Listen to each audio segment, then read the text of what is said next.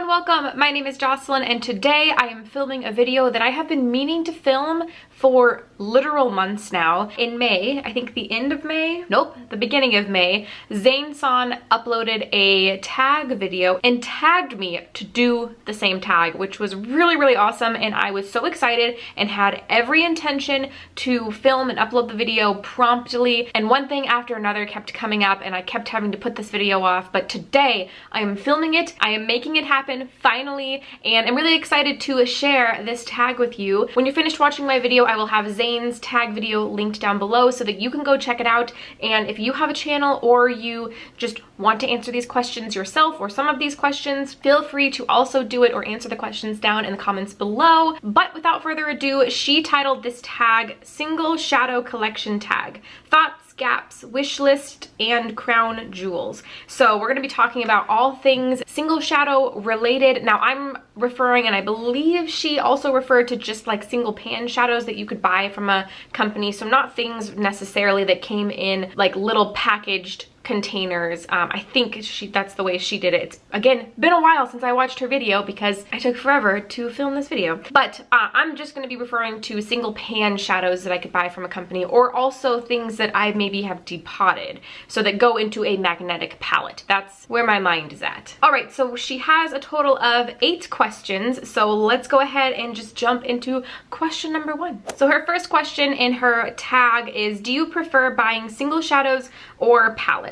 Now, this is kind of a tough question because of course I love buying palettes. That's just something already curated, something that somebody has already put thought into, ideally to create something fun and cohesive that maybe I wouldn't have thought about. That's where palettes can be fun. However, me having the capabilities of curating and putting together and being inspired to put together single eyeshadows, that I think is maybe more exciting for me, is to be able to pick out single shadows from a company's arsenal and build my own palette. So build my own curated single pan magnetic design, if you will. I don't think it always used to be that way for me. I think I had an ebb and flow kind of mentality with single shadows. So right when I got into them, I got a whole bunch and then I kind of backed off a little bit and bought a bunch of palettes. And then I've, as of recently, been very into single pan shadows. So there's my long-winded answer to question number 1. Question number 2, when did you start buying single shadows and what got you into them? So I started buying single shadows, was it when I started my channel? It's been 4 years maybe. I remember the first set of single shadows that I bought was from Makeup Geek. So that's kind of what got me into single shadows, was when Makeup Geek was booming on the scene and all the YouTubers were talking about them. And I wanted to get some Makeup Geek shadows because again, everybody was talking about them and they seemed like such good quality, and they were such good quality. So I remember placing a big order where I got a whole bunch of Makeup Geek eyeshadows, and I'm pretty sure that they also had on theirs, oh yeah, wait, hold on. At the same time, I also bought this Z palette. So this is a Makeup Geek and Z palette collaboration magnetic palette. And so I bought a bunch of Makeup Geek single shadows and this magnetic palette, I believe at the same time, because I needed somewhere to put them. So I was able to put all of my single shadows into this Z palette. It's been a few years, probably, God, I want to say 4-ish years, and I still have probably quite a few of those single shadows, which is probably not the most hygienic thing because they're probably, well, I know for a fact actually a few of them are expired because I've tried to use them recently and they have not performed well. All right, question number 3. What are your favorite brands and formulas of single shadows? So I really love the Colourpop formula. I think that they did something so right with it. The shimmers, the duochromes, the mattes, all of them seem to perform so well. That's actually what I'm wearing on my eyes today. And there's such a good price point, and usually they have some kind of discount going on their build your own palettes, so you can fill up a palette for a discounted price and get the palette and all of the single shadows. And Colourpop is kind of just one of my favorite brands anyways, but really, truly, their formula is just so good.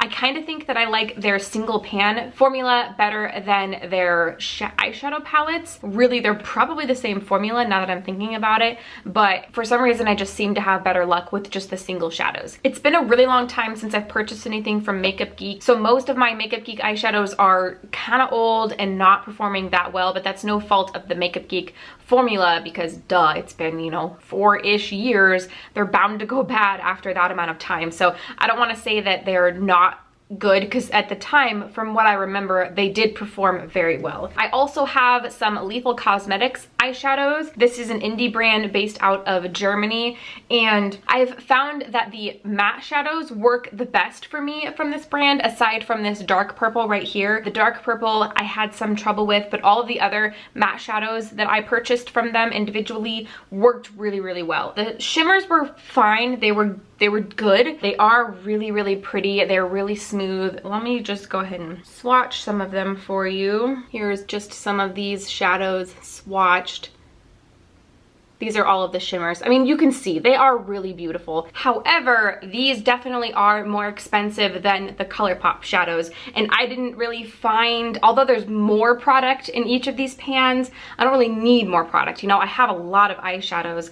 The chances of me hitting pan on anything is slim. So these are more expensive than the Colourpop pan shadows. There's definitely some very unique shades in here, which I think makes them extra special. And you got the square pan in here and the fun little imprint in here. They're definitely a fun brand. I really like them and I do enjoy these shades.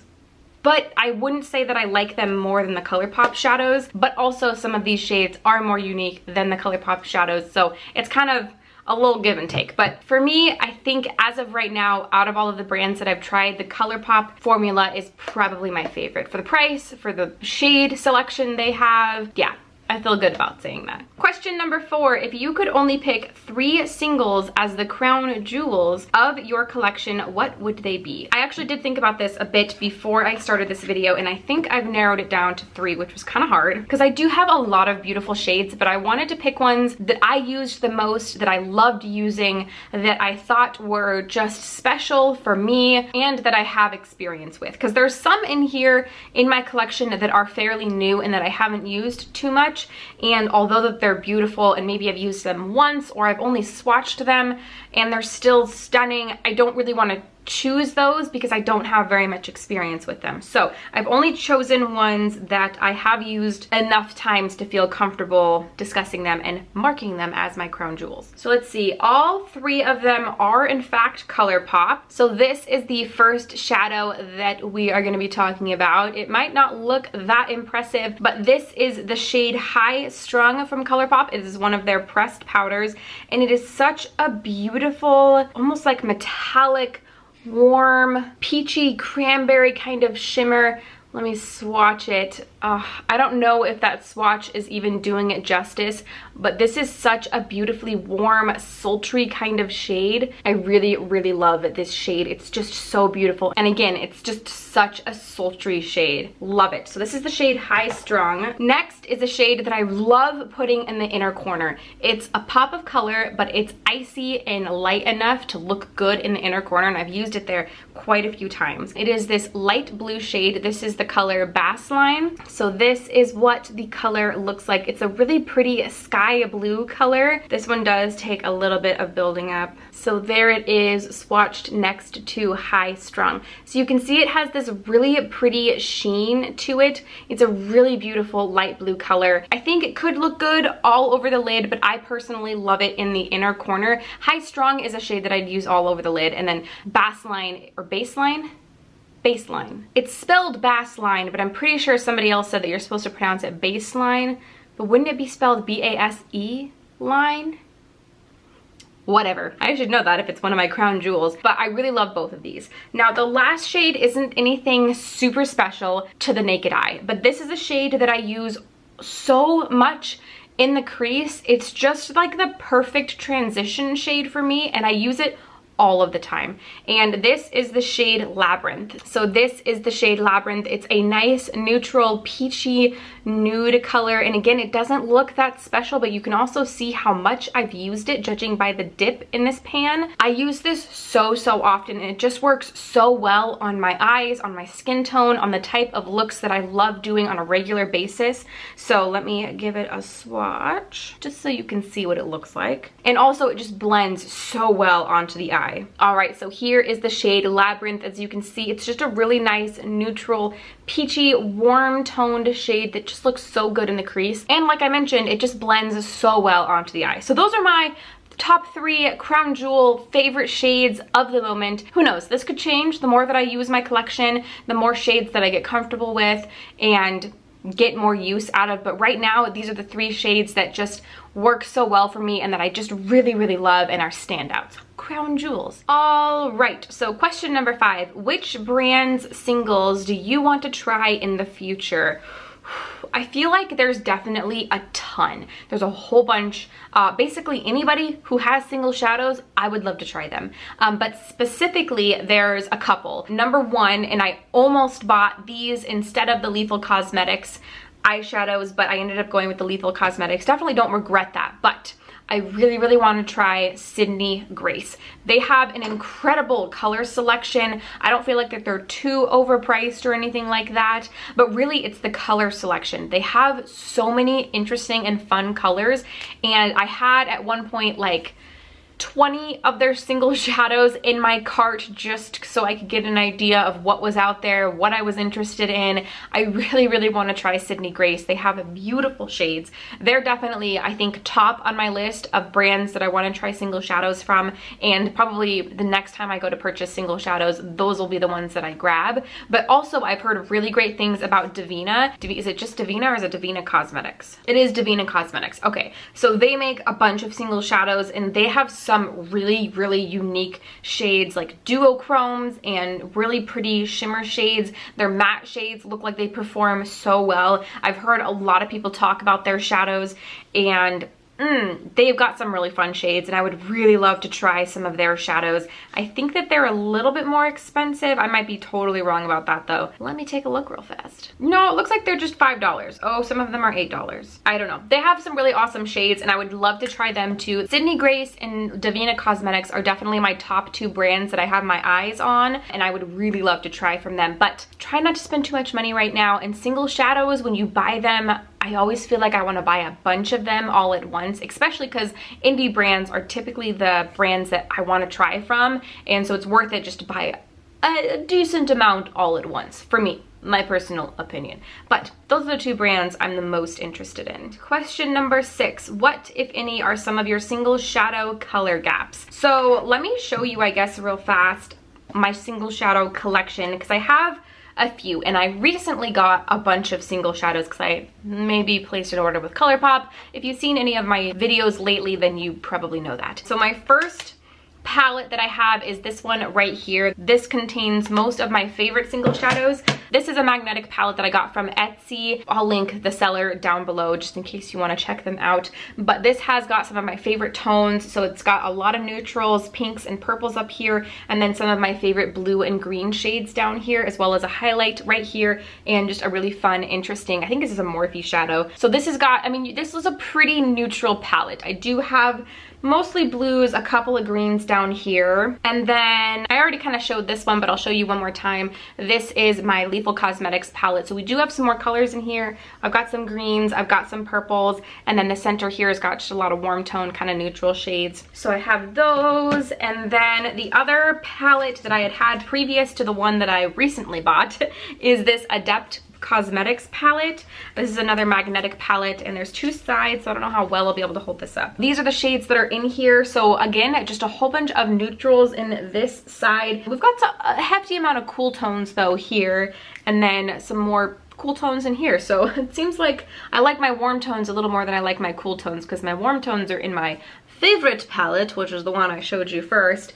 And then this is the palette for my less used eyeshadows, which are primarily cool tone, which is interesting. I didn't really realize that. There's those, and then finally the palette that I just recently purchased because it was such a good deal and filled in quite a few gaps is this Colourpop Rainbow Land palette. So this is a, of course, rainbow palette for the most part. We do have some neutrals up in this corner, but we also have some oranges, yellows, blues, greens, purples, pinks. So this definitely filled quite a gap that I had in my collection, which was of just, I didn't have a ton of colorful shadows. I do think that if we're talking about gaps, I think that I could use some more yellow shadows yellow single shades. I mean, I have the one in here, and then I have a shimmer. Also greens. I mean, there are a couple greens. Like I have 2 greens in here, and then I have a couple greens at the bottom of this palette, but there's definitely some greens that I've seen from like Sydney Grace, for example, that I've been really interested in. I also don't feel like I have too many duochrome shades, and I would love to get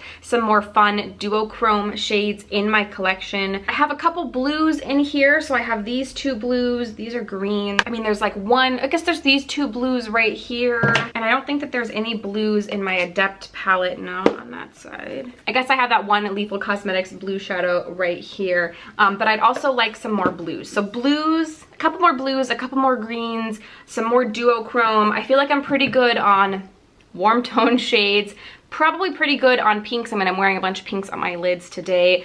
Probably okay on purples, probably good on oranges. I don't really love using reds, so I don't think I need any more reds. Yellows, a few more blues, a few more greens, and duochromes are some areas that I think I'd be okay with expanding upon. So basically just a couple more colorful shades. Question number 7, how many single shadows do you have? If you have too many to count, give an estimate. If you want to put a pic or a clip of your single shadow collection here too, that'd be great.